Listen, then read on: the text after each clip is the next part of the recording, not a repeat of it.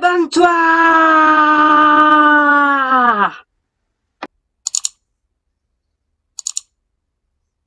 Salut les Poképotes, bienvenue dans cette nouvelle vidéo de Captain Nico. Et Captain Nico, c'est moi. On sera sur une série de plusieurs vidéos pour l'ouverture d'un display, donc sous blister, comme vous pouvez voir, de Ultra Prism. On va voir si on a de la chance, déjà là.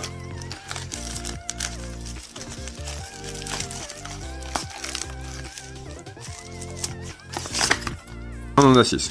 Donc on va commencer avec 6 dans cette vidéo. Et puis les autres vidéos à venir seront la suite directe de cette vidéo là. Donc vous inquiétez pas. Si dans les prochaines vidéos vous voyez tout simplement que mon plateau de déballage est toujours autant encombré avec les éléments, c'est tout simplement parce que je vous les fais à l'affilée les vidéos. Voilà tout. Et donc je vous les coupe en plusieurs séquences pour éviter d'avoir des vidéos qui durent 1 heure. Parce que avec moi, comme vous le savez pour la plupart, on s'attarde un peu sur certaines cartes pour voir les effets de celles-ci, si elles sont intéressantes à jouer. On va commencer tout de suite, sans plus attendre. Voilà. Le petit code. Surtout, n'hésitez pas à vous abonner et à activer la cloche des notifications qui est juste là en bas à droite pour avoir la chance d'être le premier arrivé pour les fameux codes. Et puis on va commencer tout de suite avec un Greeknote, Electek, un Wistikram, un Pachirisu, un Sablette d'Alola, un Motisma Lavage.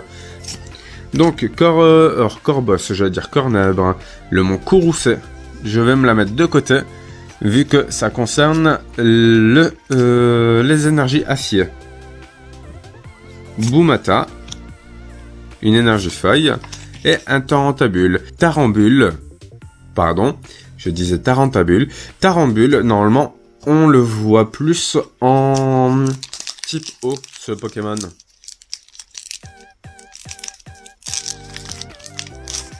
Je crois que dans les jeux, mais n'hésitez pas à me dire en commentaire, je crois que dans les jeux, ce Pokémon a un double type, peut-être, s'ils le mettent en feuille dans certaines extensions. Donc, on reprend avec Tritox, Nenaf, Yanma, un Bodrive, Mustéboué, un Tiplouf en reverse que je me mets de côté au cas où, le trèfle manquant, donc Archéodong que je me mets de côté également, une Rome Feu pour Sylvalier, une énergie obscure et un Motisma Chaleur. Donc Motisma, ça va être le même type de talent. 9 cartes outils Pokémon dans la défausse et en gros son attaque est gratuite. Donc j'imagine que certaines personnes jouent avec quasiment que du Motisma, quasiment pas d'énergie. Et avec Motisma, des cartes outils et également des cartes qui font faire de la défausse. Et donc en gros, dès qu'on a 9 cartes outils dans la défausse, on joue de manière gratuite. Et ça peut être une stratégie en vrai d'avoir une équipe que de Motisma. Et en plus de ça, vu que il y a différents Motisma, il y a Motisma Tonte, Motisma Lavage, Motisma Chaleur, il doit peut-être même y en avoir encore d'autres. En gros, ils ont pas la même faiblesse. Donc ça peut être bien pour gérer différents decks en fait, si c'est bien géré. Enfin, je sais pas trop. Moi, c'est pas trop le genre de deck qui m'intéresse. Alors, un Riolu. Or, je sais pas si vous voyez, mais c'est scandaleux. Heureusement que c'est pas une GX. Là, la petite ligne qui passe en plein milieu ici. Non mais heureusement que ce n'est pas une GX. Sérieusement, ça m'aurait fait vraiment mal de devoir la mettre à vendre directement et à un prix dérisoire parce que avec une telle trace, une telle carte abîmée, on va dire que ça perd tellement de valeur. Donc, il y avait Greeknote Cradopo, Tortipus, un Roselia, Mars, donc en reverse, Piochez 2 cartes, dans ce cas, défaussez au hasard une carte de la main de votre adversaire. Ok, je mets de côté. Ça fait plaisir. Un Cranidos. Le fan club Pokémon. Je mets de côté, ça peut servir aussi. Un Chimpanfeu. Une énergie fée. Et un Shiny en rare holographique. Donc là, ce que vous entendez, ce sont tout simplement le chat de Hermison et mon chat qui font la méga teuf en fait. Hein. Je veux dire, on sait tous que les chats n'ont pas beaucoup de respect. Hein. Ce matin, dans tous les cas, je me suis réveillé, j'ai trouvé mon sac. J'ai trouvé mon sac par terre et là, encore une fois, mais ils ont le diable au corps. Encore une fois, ils étaient en train de faire des bêtises. Là, elle était en train, je sais pas, d'essayer de manger des câbles, des trucs comme ça, ou de faire la bagarre avec, de se bastonner avec l'autre chat. Et un jour, je les filmerai, je vous promets, mais c'est hallucinant de voir à quel point ils sont déchaînés ces chats. Et donc, le code 1, 2, 3, 1, 2. Donc, je respecte le même sens de mélange, tout simplement, que SL12, ce genre de choses. Généralement, c'est ça, c'est soit 3-2 ou soit 4-2. Voilà. Mais encore une fois, on a cette fameuse ligne ici, mais je sais pas ce qu'ils ont eu, là, ils ont peut-être eu un problème dans la production. Vous le voyez peut-être pas beaucoup. Mais moi, je la vois très bien, cette ligne en plein milieu. Elle passe là, comme ça. Bref. Donc, merde. J'espère que vous avez rien vu.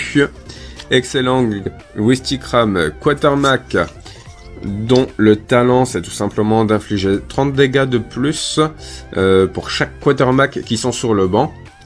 À savoir qu'il faut, dans ce cas-là, avoir un Quatermack qui soit attaquant en Pokémon actif.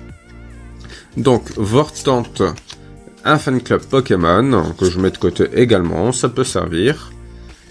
Un Trimplouf, le sifflet de Belladonis. Un Karmash. Mais regardez-moi ça. Là, pareil, une bordure, mais de dingue. Juste ici. Là, je pense que vous la voyez. Juste là. Non mais c'est fou ça. Et un Motisma Hélice. Je crois qu'on va se faire tous les Motisma. Hein. On va se les faire tous. Hein. Jusqu'à ce que ce soit fini et qu'on ait enfin nos GX, nos Full Art et également des cartes sympas pour mon deck. Donc également, si ça vous intéresse, n'hésitez pas à laisser en commentaire des suggestions de vidéos. Par exemple, si vous voulez que je vous montre comment j'ai pu construire, comment j'ai construit mon deck, quelle est entre guillemets ma stratégie à moi. Parce que beaucoup de joueurs utilisent des decks qui sont construits par d'autres joueurs qui sont plutôt bons. Je trouve ça dommage en fait. Et encore la fameuse ligne, mais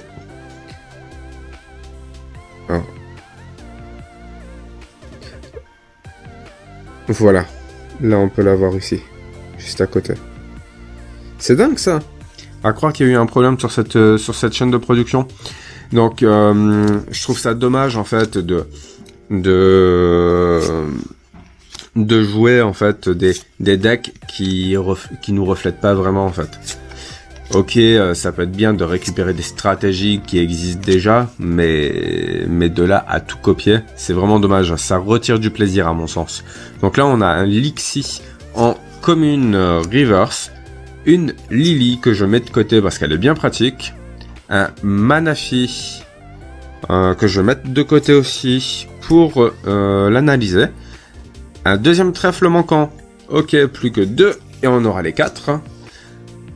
Une énergie feu et un type 0. Ok, je m'attendais quand même à un truc cool. Bon, en espérant que ce dernier booster nous donne quelque chose de cool au moins pour cette vidéo. Parce que là, c'est la méga loose. Alors, après, s'il y a rien dans cette vidéo, on est quasiment sûr que dans la prochaine vidéo, ça va tomber. Et s'il y a rien dans la prochaine vidéo, on sera de plus en plus sûr que dans la prochaine vidéo, ça tombera. Et si encore une fois dans la prochaine vidéo, il y a rien, bon là c'est sûr et certain, on s'est fait arnaquer. Et je vois pas autrement. De toute façon, le blister, il était un peu bizarre.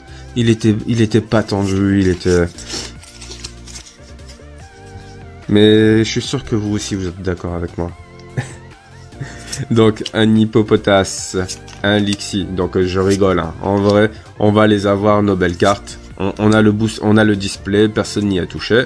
Donc, on les aura. Le Primplouf de tout à l'heure, donc, en reverse, peu comme une reverse. Le Gouroutan. Un Cranidos. Un Fan Club Pokémon. Ouais, je vais la mettre de côté. Après tout, on peut mettre 4 cartes maximum du même nom. Et ben non. Et ben non, rien. Juste un Elecable. Voilà. Et ben, cette première partie est pas très fructueuse. Hein, pas vraiment fructueuse, même pas du tout. Ouais. Après, si, on a quand même quelques cartes à analyser. C'est pas des cartes qui vont rentrer sûres dans mon deck, mais c'est des cartes en tout cas à analyser pour mon deck. Donc je vais les garder de côté, et puis on verra bien ce que ça va donner. Donc en tout cas, je remercie d'avoir regardé cette première partie du déballage d'un display Ultra Prism, et puis je vous dis à tout de suite dans la deuxième vidéo, et surtout, n'arrêtez pas de geeker.